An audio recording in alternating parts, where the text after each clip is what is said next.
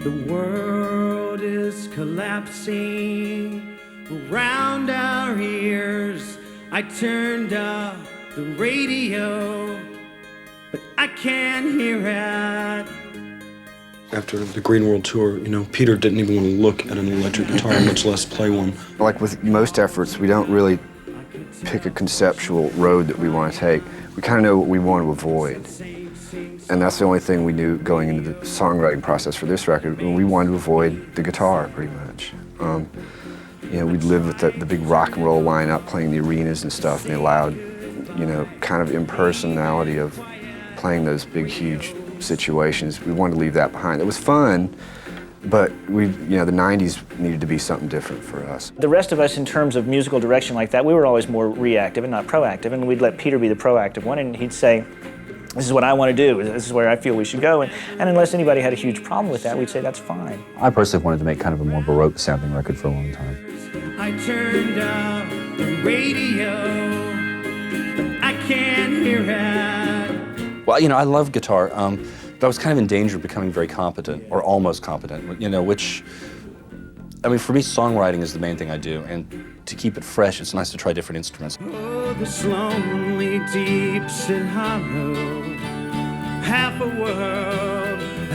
world away. For me, the mandolin was kind of a shortcut to stupidity again. For us, as a band, it was kind of a record of challenges. It was an incredible challenge for these guys to write on instruments that were not their primary instruments. It was an incredible challenge for me to write the type of songs that I've always despised. Is the new record more political or overtly political? No politics. Mm-hmm. Mm-hmm. Is that a conscious effort this time, or Yep. Why? I felt like it. Mm-hmm. It's all love songs. They're so common. There's so many love songs. They're so poorly written. So, of course, the one biggest challenge as a lyricist that I could bring onto myself would be to write a body of love songs that were intelligent, quote unquote, that were not stupid.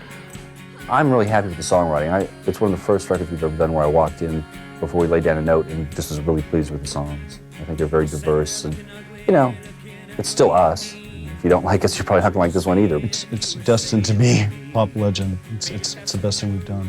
Really? Yeah, kind of. It's gonna redefine music, I think, in the 90s. Really? Yeah. How so? Well, it's brilliant. So do you think it's gonna redefine pop music? I think we already have, even before this record.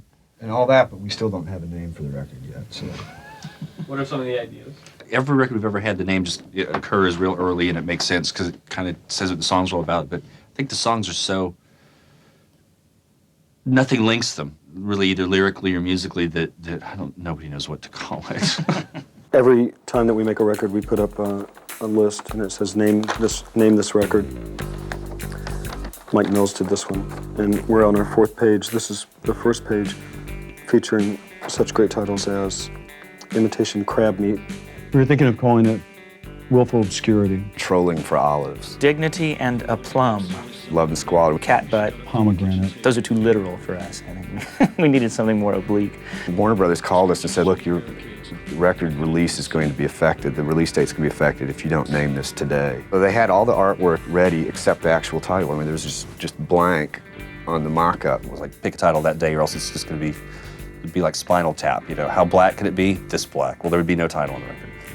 I was like, oh shit, we're out of time, you know? And it was like, whoa. The big shocker, of course, to Warner's was when they announced that they weren't going to tour. How happy did that make them? We just felt, you know, let's not go on the road. Let's not just be a performing unit right now. Let's just concentrate on kind of working and writing and seeing where it takes us. It was like write songs, record them, tour them.